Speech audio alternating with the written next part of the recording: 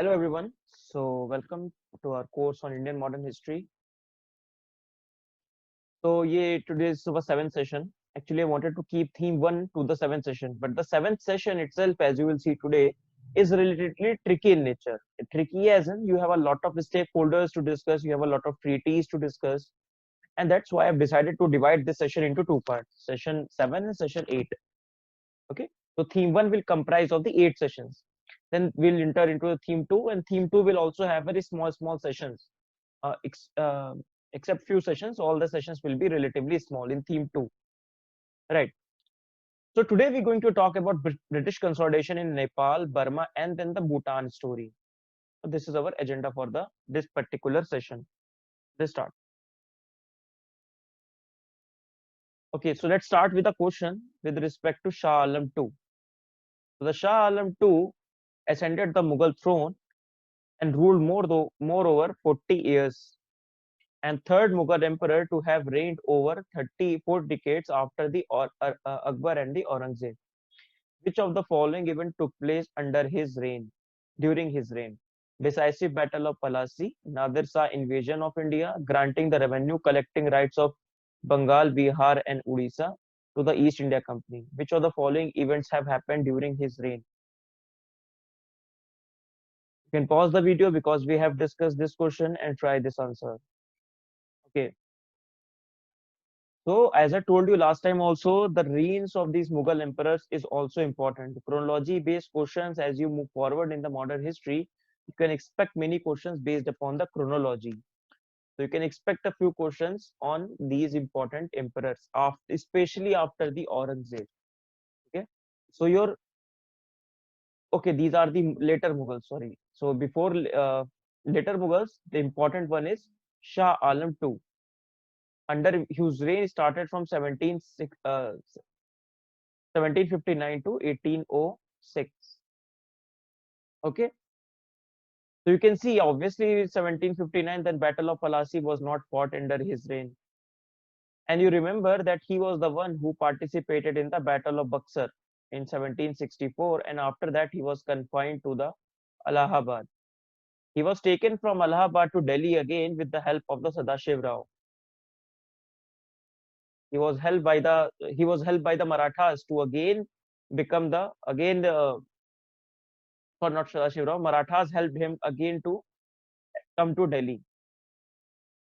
So from Allahabad, his exile to the Allahabad ended with the help of the Marathas. Marathas, after losing the Battle of Panipat, again regained their control in 1772. Okay, but they lost their prestige, their glory, but again they got the power. So that happened in the reign of the Shah Alam II.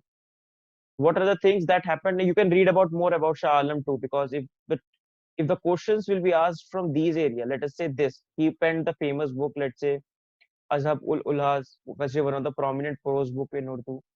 But then the question will be in the second format. For example, what question you can expect? That you can expect one question that they will give these things. Under his reign, this battle happened. He wrote the book like this. Then identify who is the Mughal emperor we are talking about. Aurangzeb, Ahmad Shah, Shah Alam II, and like this. So you can expect one good question based upon this idea.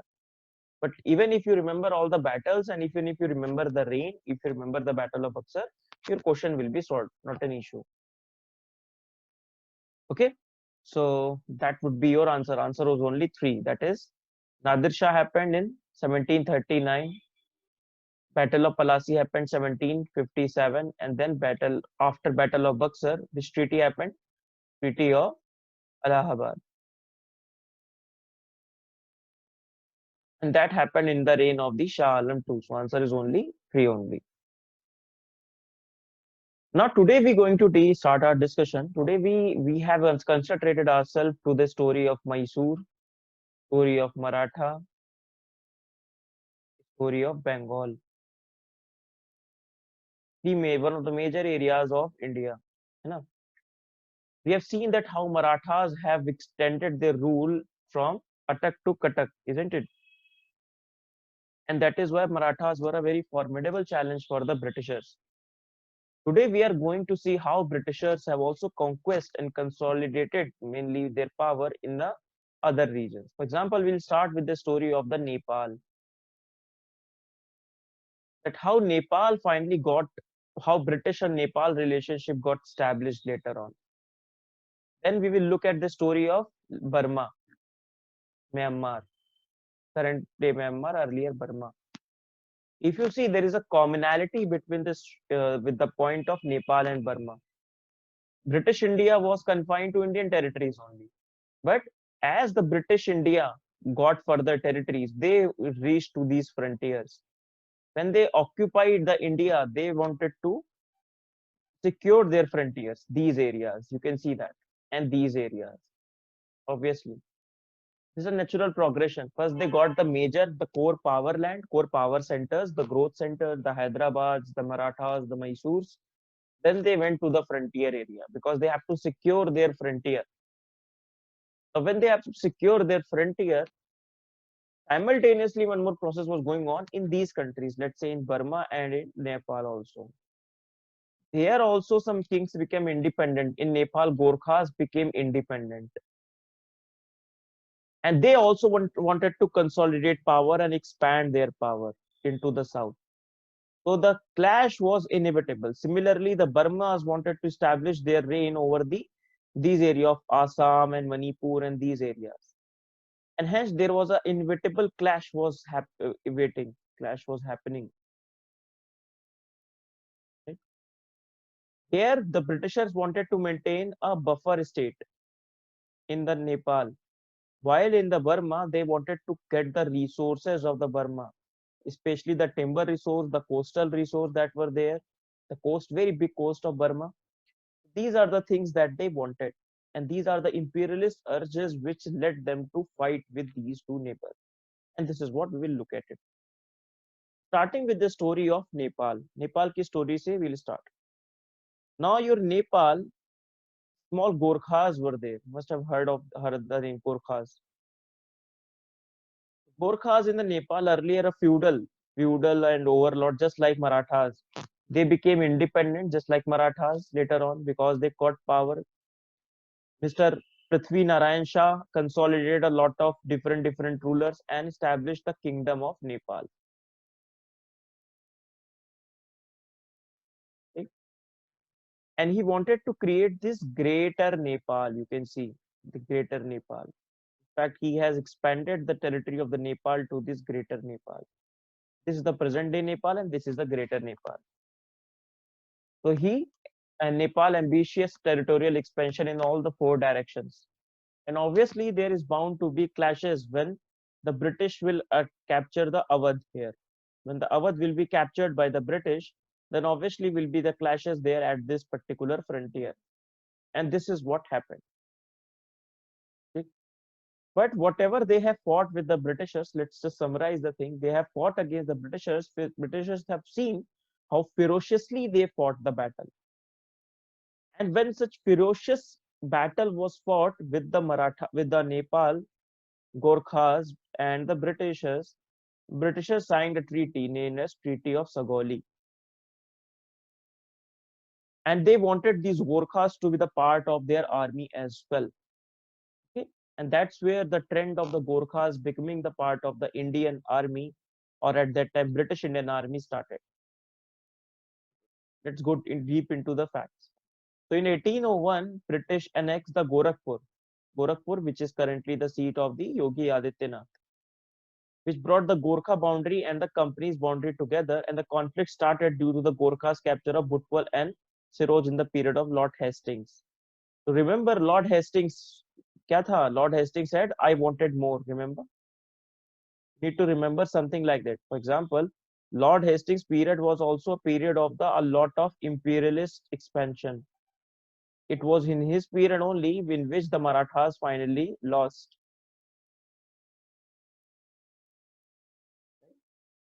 So in the period of the Lord Hastings, there was clashes and it was bound to happen. This is the region of Butwal, for example. This is the Gorakhpur, and this is the Lucknow, and this is the area of Gorakhpur. Okay, and hence finally, because of the clashes, they have to sign this particular treaty, that is Treaty of Sagoli. in 1816, and it was in the favor of the British only, obviously. So Nepal accepted a British resident. So in their kingdom, a British resident will they be there. Then Nepal ceded the districts of Garhwal and Kumayu. These are the districts of Garhwal and then Kumayu. Present day Garhwal and Kumayu form the two parts of the state of which state? Kumayu and Garhwal are the two parts of the which state? Your state of Uttarakhand.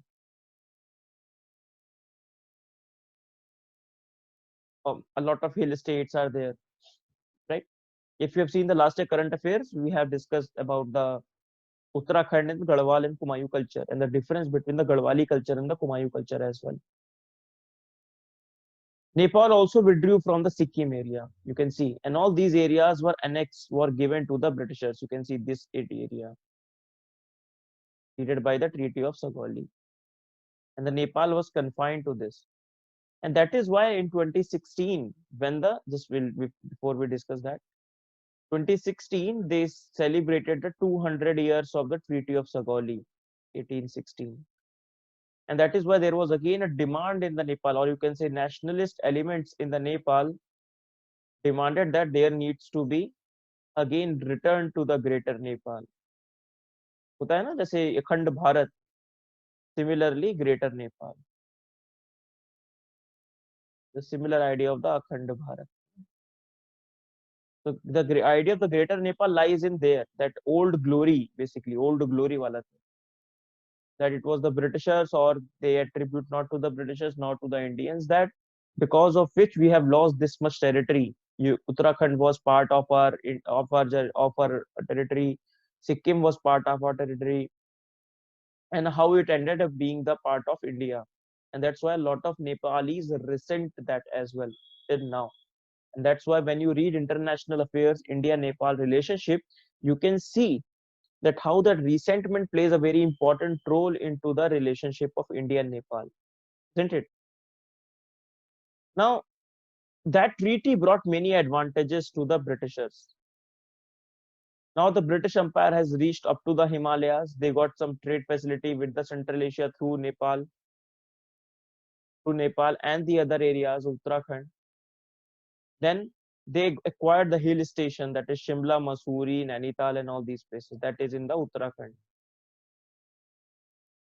Now, if you remember, the Britishers were from the England. In England, there used to be a lot of cold, not as such heat that is there in India.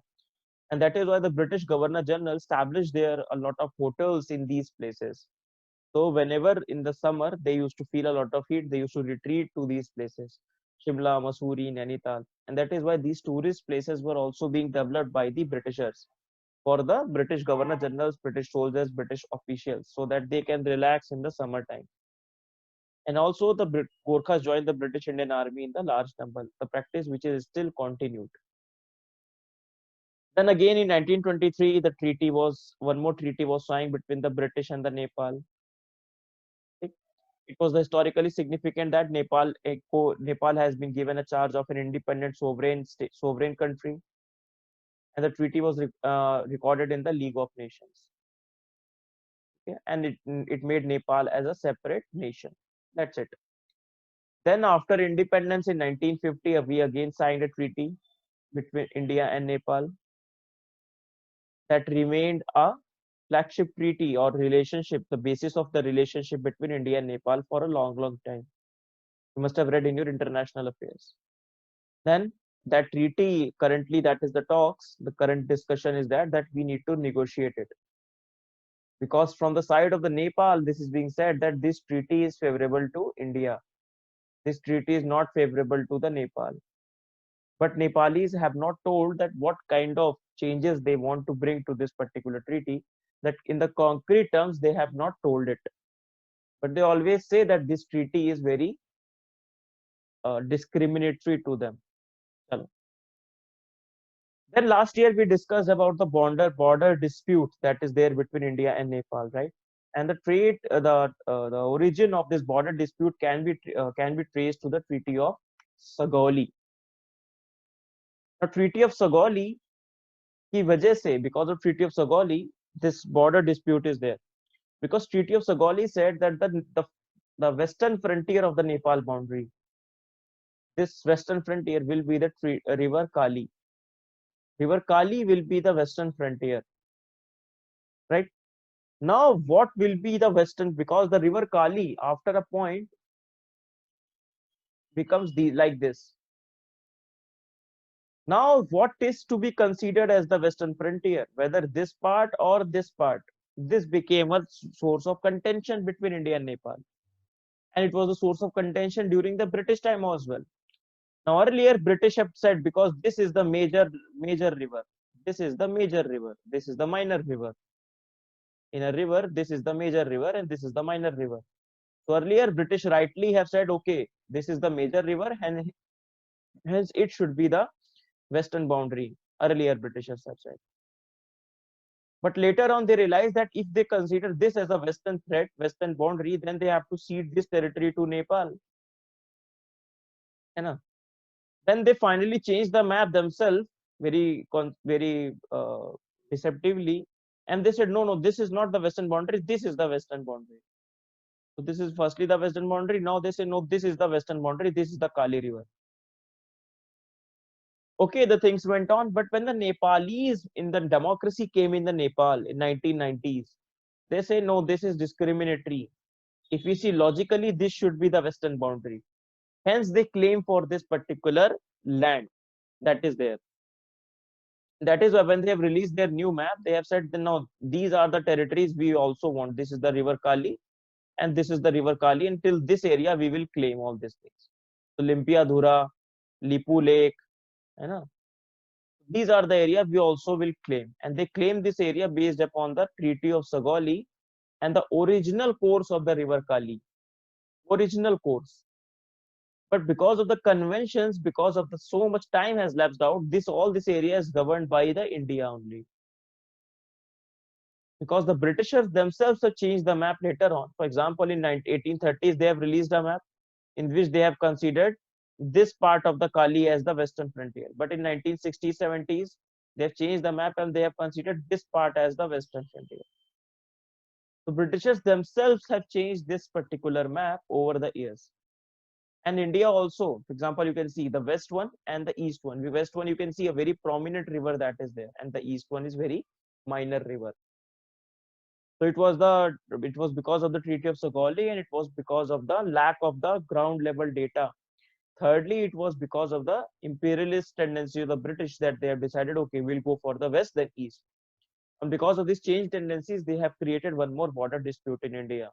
You know, chaliye.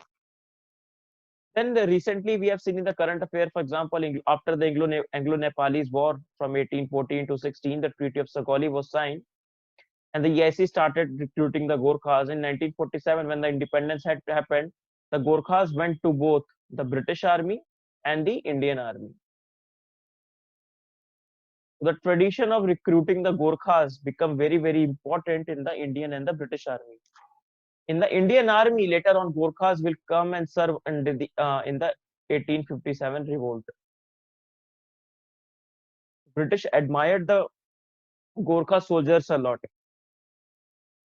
That's what we have seen, and then they have also served British very loyalty. Chalo. Now the Nepal minister says that now this treaty is redundant. Now the Gorkha soldiers should not be served and they should not be discriminated and all these things. Now we are done with the Nepal story. We have seen how this Nepal came into being and how Nepal was finally with the Treaty of Sagoli 1816.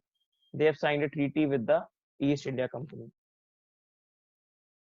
Then you have the Myanmar story, or I should say Burma story. So Burma also got independent kingdom, and that independent king wanted to establish their area into this particular region. And obviously there was bound to be conflict with the Britishers, and Britishers also wanted a lot of raw material. Remember at that time, 1880s, later on, what is happening? Industrial revolution in the Britain. They want a lot of raw material, timber, for example. So a lot of raw material was available in the Burma, and this is what that drove their expansionism into the Burma. And that's why you have three wars that are being done in the Anglo-Burma War. First war is First Anglo-Burma War from 1824 to 1826. Second is Second Anglo-Burma War 1852, and Third Burma War. What is good for our that there is no treaty after second and third. The treaty that you have to remember is the Treaty of Yandabu after the First Anglo-Burma War. What you need to remember here is the name of the Governor Generals. That is very, very important. William Everest, Lord Dalhousie, and the Lord Dufferin. You need to remember these Governor Generals. Okay? Very, very important because these questions are expected in your prelims. Now, Anglo-Burmese relation. From beginning of the 19th century, Burma was a free country and wanted to expand westwards. So they became the free country and they wanted to expand in this area. Along with that, you have the expansionist urges of the British, fueled by the lure of the forest resource and the market for the British manufacturing because of the push given by the Industrial Revolution. And also the need to check the French ambition in the Burma and the Southeast Asia. French were taken out of the India, but obviously they have the French wanted to maintain their place into the Southeast Asia and they slowly into the Burma. And that led to the three Anglo-Burma wars. So imperialist urges were the reasons behind all the three wars. If we set up the context of the first Anglo-Burma war, so Burma was under the Konbok dynasty from 1752 to 1885, when Burma was finally annexed by the Britishers. So they wanted to expand. They wanted to expand to every places, but the China they cannot expand a lot because King dynasty waged a war against the expansionist Burmese ruler. So they thought, okay, let's expand towards the westwards, towards the Arakan region and towards the Assam region. Later on, the Britishers also got they also reached to the Assam. Slowly and slowly, they take over these princely states, they take over these places. And the westward urges, the westward imperialist urges of the Burmese ruler, as we've discussed, brought them into the conflict. For example, they set up this rebellion in Manipur, in Assam, and finally Lord Everest decided, no, that's too much, and we will declare the war. And when they declared the war, because they attacked Burma from three sides, from land two sides, and then from the sea also, from the Madras. They attacked Burma from three sides, and finally decisive victory was won by the Britishers. Decisive victory for the Britishers. And then they have to sign this Treaty of Yandabu. Treaty of Yandabu, British gained a lot of things. For example, British gained a lot of things. They got 1 crore in the war compensation. The Burma has to abandon their claim on the Assam, Kachar, Jayantia, these Meghalaya region. They recognize Manipur as an independent state. They have to cede the coastal provinces of Arakan. We will see these provinces. They have to sign one commercial treaty with the Britain, and the British resident will be there in Eva and Calcutta. So these are the things that the Burmese have to sign. For example, if you look at this map, now this was the map before your first Anglo-Burma war. You can see the extent of the territories of the Burma, and you can relate with the idea that this is Bhutan, है ना? ये Bangladesh, and whole northeast, almost all of the northeast was there. And then you can see after the first Anglo-Burma war, the shape of the Myanmar taking place. So they have to recede from this particular place, and they have to give this place to the British as well, Arakan coast. Okay, and this region as well, because British mainly wanted these coastal areas so that they can transfer all the material from the coast areas to their Britain. Then sets up the context of the second. Now, after the Treaty of Yandabu was signed, you have the 20 odd years of peace, right? But again, the Burmese king did not like these British merchants, because obviously the British merchants, as you have seen in the Kolkata, they're very annoying, right? So British merchants that were there, very annoying, and the Burma's king did not like them, and that will be also the context of the third Burma war. We will see. And at that time, Lord Dalhousie was there. When we'll read about the Lord Dalhousie in our 12th session, 12th, 13th, or 11th session, we will see Lord Dalhousie was just looking for a reason or looking for a context or a reason or a justification to wage war and annex the countries, annex more territories. Lord Dalhousie asked Burma for compensation. They did not reply because of the treatment that was meted out to the British merchants. And finally, he said, "Okay, let's go to the war."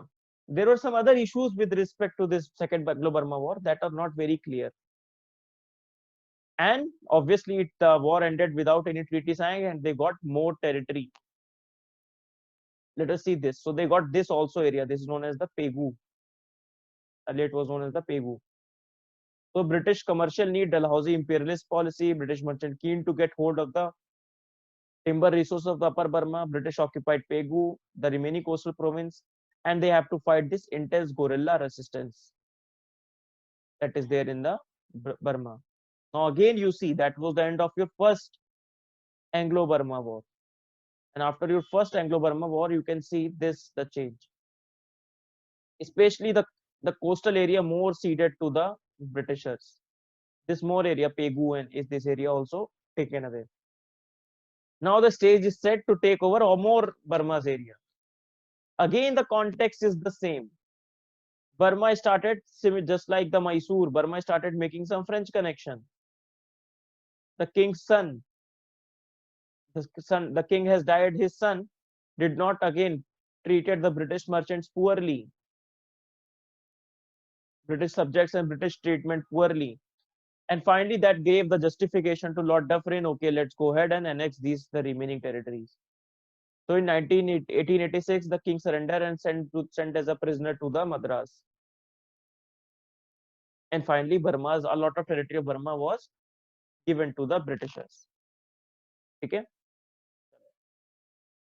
For example, the son of the deceased king, hostile versus the Britishers, British merchants said that they were treated as a stepmotherly treatment is given. The son was negotiating the treaties with French, German, Italy, which was not liked by the Britishers. British and French were already competing at many places, though competition in India has ended, but they were competing globally at many places. And Dufferin has said, okay, final, we will annex the Burma as well. And this is, you can see, that is the end of your second Anglo-Burma War, the map, and then this is your final. Finally, there is no Burma, so as to say. The complete annexation is done by the Britishers. And this was also, as you can see, because in the India also the British power has risen over the years. As the time has progressed, the British power has consolidated and risen in India. In between, a major event happened, that is 1857 Revolt, which we'll look at it in the, I think, 11th session. No, I think after the 16th session, when we'll see the Indian reaction. And that also gave a lot of power to the Britishers to consolidate their territorial expansionism. Now the Burma is no more and everything is taken over by Burma. Finally, the strong guerrilla force, just like India led its own independence movement. Similarly, Burma also led its own independence movement. Strong guerrilla uprising was there. Burmese nationalism was, INC helped the Burmese nationalism.